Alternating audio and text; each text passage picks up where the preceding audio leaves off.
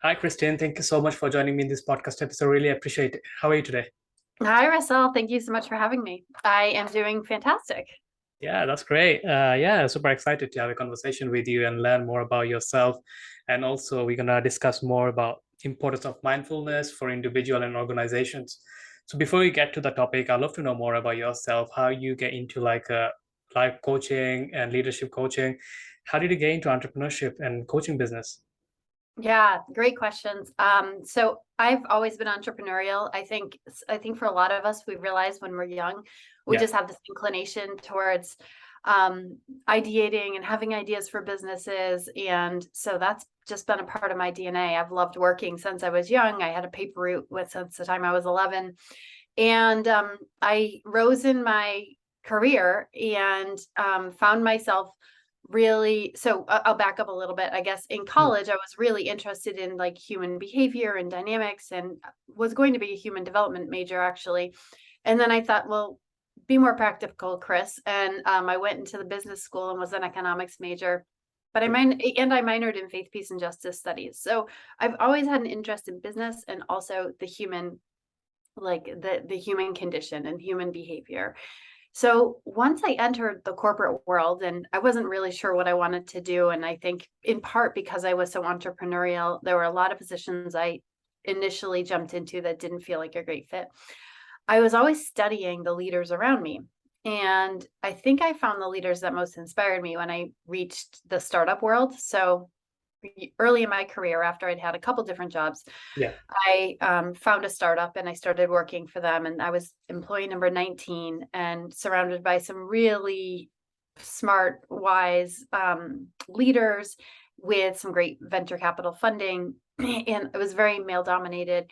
And I really enjoyed that. I loved building something from scratch. I loved figuring things out. And so that's natural for me. And then I was looking at the leaders around me, and I was inspired by a lot of them for sure. Mhm. And then I was always like questioning things too, though, like why are things done this way? And I felt like I looked at the leaders around me in that startup environment, and I felt like these are my models, so I started to model them. Yeah. Then over the course of my career, this is the very condensed version, I started to feel this gap between who I was authentically and the way that I was leading. I didn't feel in like I could show up 100% as myself. I definitely didn't feel like I could be vulnerable. I didn't feel like I could be feminine. In fact, one of the ways that I succeeded for a long time, Yeah. until it didn't work anymore, was to blend in and be one of the guys. And then I started having children, and I just felt a different kind of energy in myself that was craving more authenticity. So that's actually what created my leap into coaching eventually. Was I found that I was just naturally having coaching conversations with people all the time, my friends, my spouse, at work. Yeah. And when I joined a mastermind that was about 75% of the women in the mastermind were coaches, I said, "Oh," he said, that's what I do. That's what I really came into this mastermind for, not to grow my marketing business, which is what I initially thought when I joined.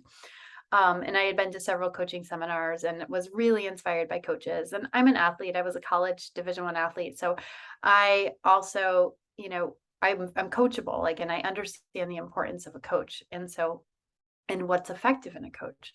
So it was a very natural transition for me. And so I've been coaching for 2 years now. I absolutely love it. I think, I love working with women and men because I feel like both sexes, both genders really benefit from leaning into their authentic self, really knowing who they are. Working on yourself equates to working on your leadership essentially, because how you show up at work really impacts your leadership. So that's a little bit of background on me. Yeah, that's great. And you started your business on during the lockdown, right? I did, yes. So I joined a mastermind in March of 2020, and we went on a retreat, came home from the retreat, and everything Mm. shut down.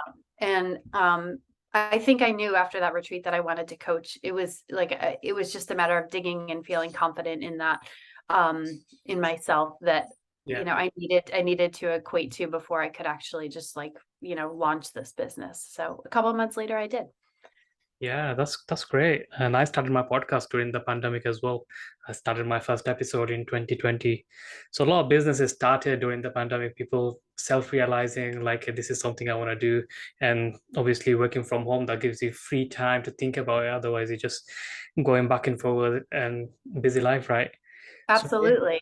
yeah. Let's talk about like mindfulness. So before we get to the whole topic of how we can importance of individual and organization, we'd love to know is like what is actually is mindfulness is like those who doesn't understand, and with your point of view, what is actually mindfulness is.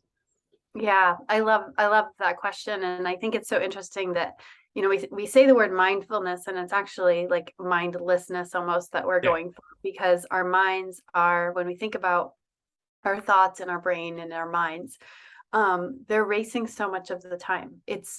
I think that's very natural in the society that we live in, Mm. where everything is vying for our attention all the time.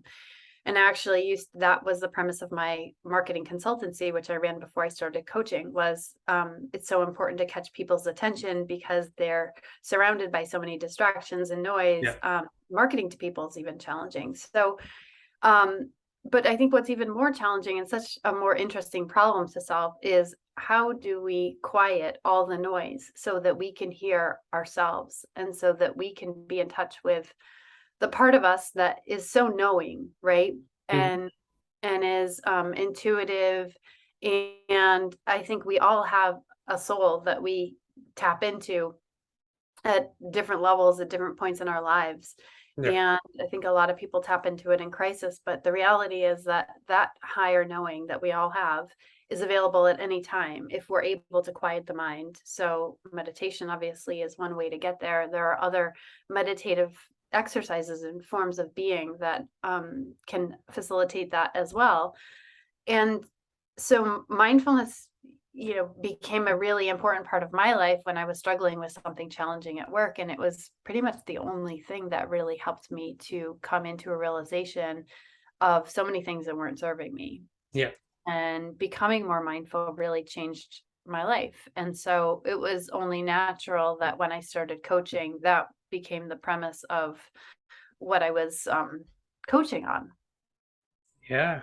And what do you think like what's the main purpose for mindfulness is for like could be for individual perspective or like an organization.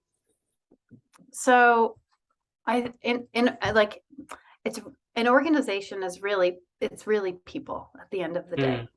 So, and I used to grapple with this when I was younger. So I can remember being in college and learning that corporations' first priority is to its shareholders.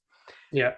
And I struggled with understanding how that could be, that the shareholders were more important than the people that worked inside of the organization, and even the people that the organization was serving. And that was a common storyline in the late 90s. That's and probably beforehand, that's how things worked. Over the last 25 years, we've really seen an evolution that, especially in COVID, talk about the lockdown, like, people's needs are so, people's well-being is so important. And really the mental health of the employees impacts the health of the organization.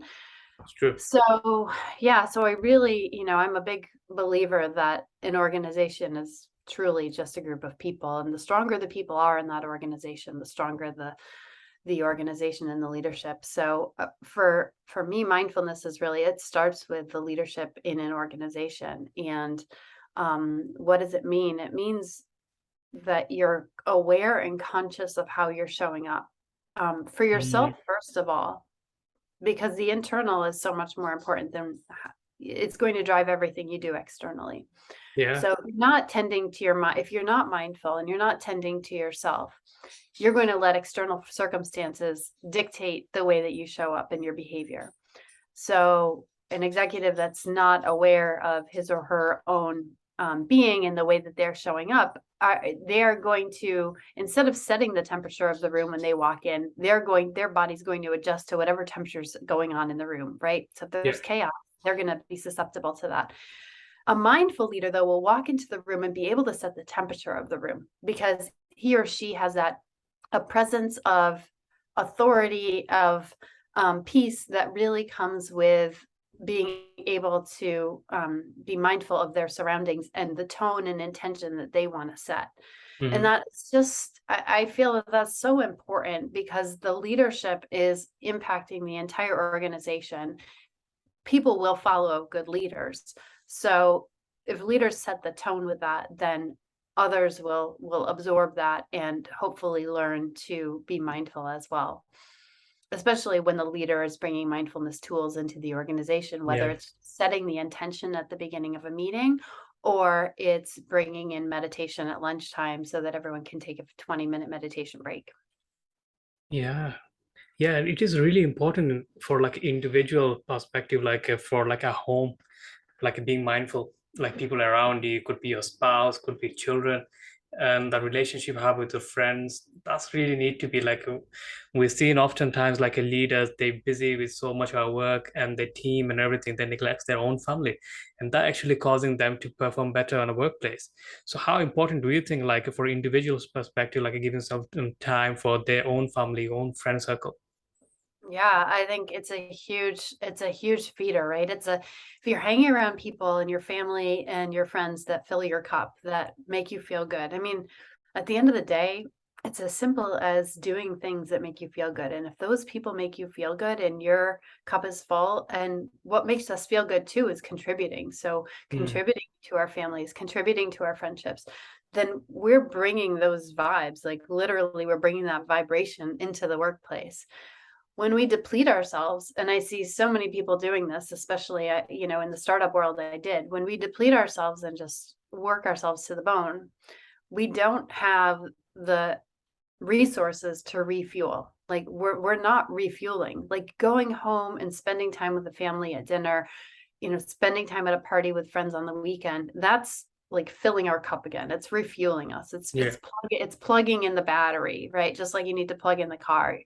And then you bring that energy back to work. Not only that, but you bring fresh perspective because you've been hanging out with friends and family who, everyone that we encounter is a mirror for us and is if we're mindful, they're reflecting back to us who we are and how we're showing up. And so I just think it's it's so important. Yeah, definitely. So, in terms of like mindfulness, do you think it can help reduce stress, anxieties for leaders if they're more mindful of what's going on around to them? Yeah, 100%. I mean, the science is there. It's completely there.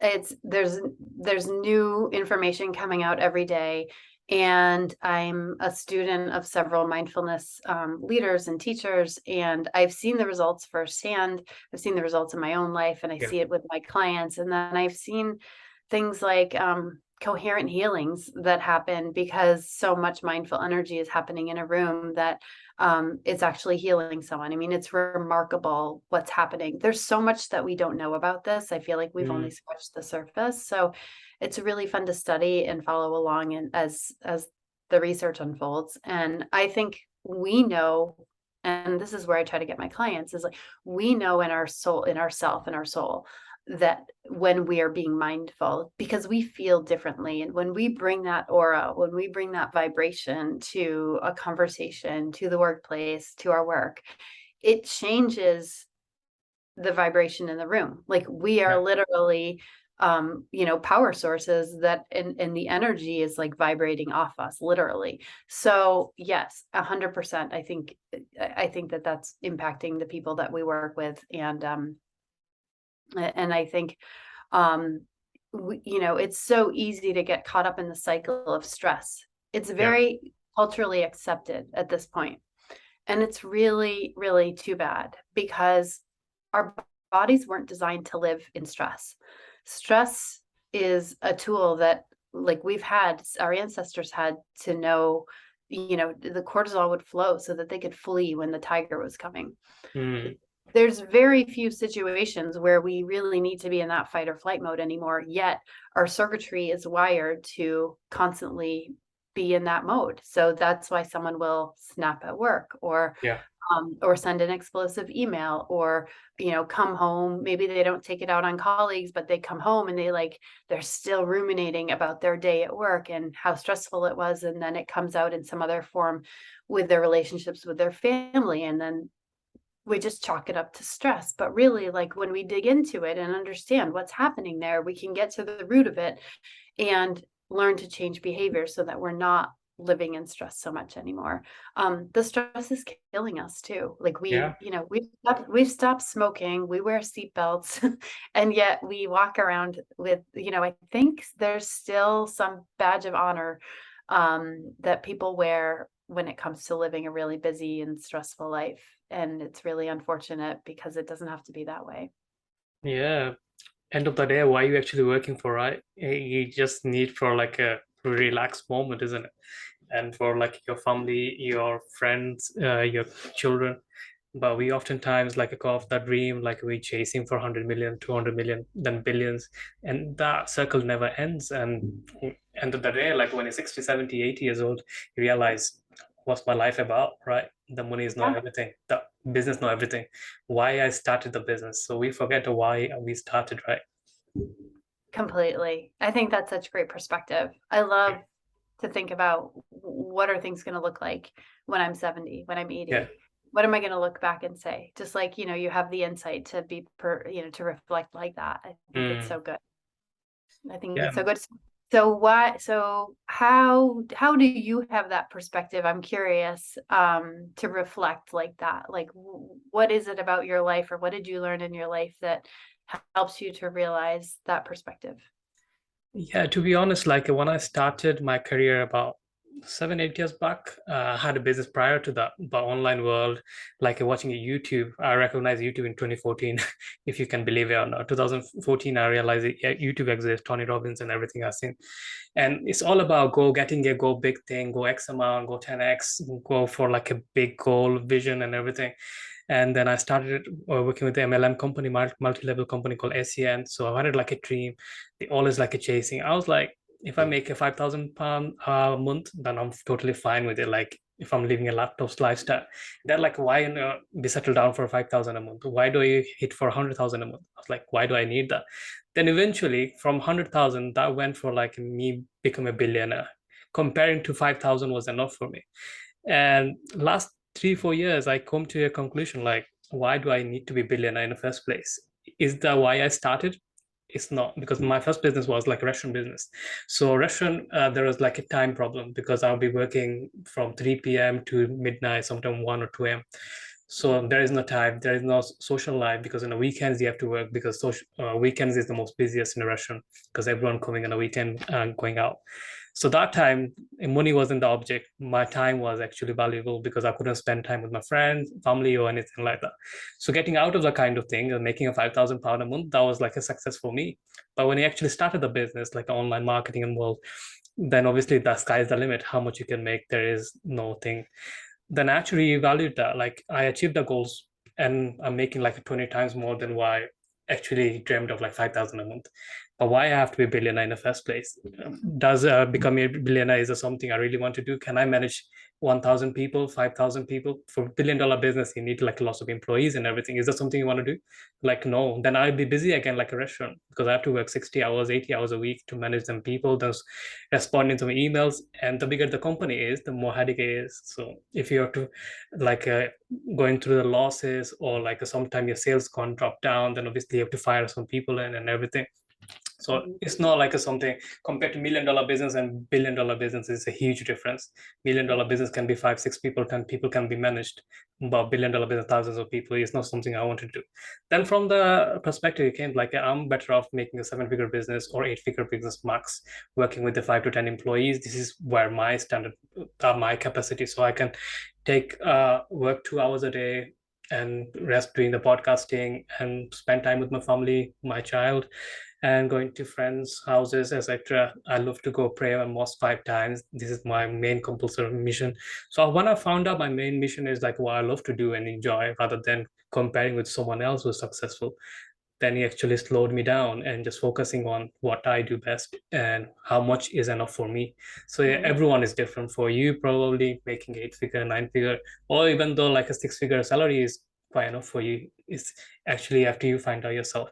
So yeah, when I realized myself, then I stopped doing that and focus on this is enough and this is I need to call my successful when I hit that. So ever since, yeah, that worked out. I hope you answered your question. Yeah, no, that's great. I think that questioning and constant questioning of what you really want is so Yeah, important.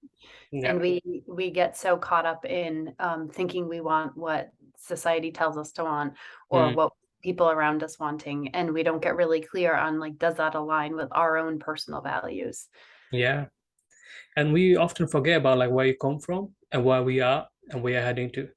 Then when we like I started when I said a 5,000 pound will be enough for me per month, and I totally forget about that when I actually hit that. Then my next step is like making 50,000, 100,000 per Yeah. month, and that never step back. That's why we need to like when the lockdown happened and I had enough time, I was like, I achieved these things like miles away. Like why I keep on chasing them so many things compared to 5 years ago where I was to comparing right now is a day and night difference. And consider me successful because what standard I made 5 years back, or why I'm chasing someone else's goals right now, because this is not my goal. My goal is achieved long ago. So right now I can focus on different perspective of life. Like now I'm focusing on like religion and everything. But before that, I was just constantly chasing for like a become a billionaire, invest in a tech startup. Like you probably know, like I'm an angel investor myself. So always looking for like a way to invest into them kind of things. Right now I don't do for money, it's just like a hobby of mine. But Mhm. before it was like I need to make the startup work. I need to be like finding the right one, the right unicorn, so get to me like $1 billion business. But I Mm. stopped like the last 3 years. So yeah, Mm. yeah. So good. So good. So Christine, like you work with a lot of leaders for your coaching business. So let's say someone comes to you and looking for the help so they can bring more mindfulness for their business or their personal life. What kind of step do you take in order to help them for achieving that? Yeah. So with all new clients, we take a look at what is it that they really want, just like on the tails of you telling me how you came to that Yeah. realization. I think a lot of people don't take the time to pause, and they don't even realize that that's available to them. Like, let's just see what it is that you crave and what's in alignment for you, and get back to that inner authority that you have, right? Yeah. So getting clear on what it is that they want, what do they enjoy doing? Like a lot of times people come to me and they say, I need to change and I'm not sure what I want, or I'm not sure what I need, but I need to change something. So we Mhm. take a look at, we do a survey of the lay of the land, right? Like, okay, what do things look like today? What's feeling good? What's not? How did you get to this place where things now feel uncomfortable? What's really uncomfortable about it? And what would feel good, like what would feel really good. So we we get clear on that, and that's part of my special sauce, is being able to help people uncover what it is that they really would enjoy. Yeah. you know Listen, it's really easy, but we put up so much resistance because we have limiting beliefs. So we all have these limiting beliefs, and people don't even realize that they have it. They have blind spots, right? So, okay, well, why do you believe it has to be that way? Well, because that's the way it's always been, or that's people will start to uncover, scratch their head, and say, oh, I guess that's what my parents did, right? Mhm. So, like, okay, so what would it look like to look at things differently? Like, let me help you put a different lens on your life, on the situation. And can you also like take a lot of the emotion out of this, and just look at it for what it is? Yeah. Okay, can we look at this differently? Can we change your belief around this? Because our beliefs become our identity, and it's really our thoughts become our beliefs. So when we're wired from a young age to believe certain things because the people around us believe certain things, it's very natural that we never check, why do we think that? Why do I believe this? And so much of that goes subconscious, and we're not even aware. like I was just thinking about this morning. Why do I keep hitting the same? It's very, I had this marketing business, now I'm in coaching, and I was saying, gosh, like I gave up the marketing and I took the leap of faith to go fully into coaching, and I'm making the same I made when I had both businesses. Okay, like, oh, that automatically happened. So I think I have some subconscious belief around the monthly income that I'm making.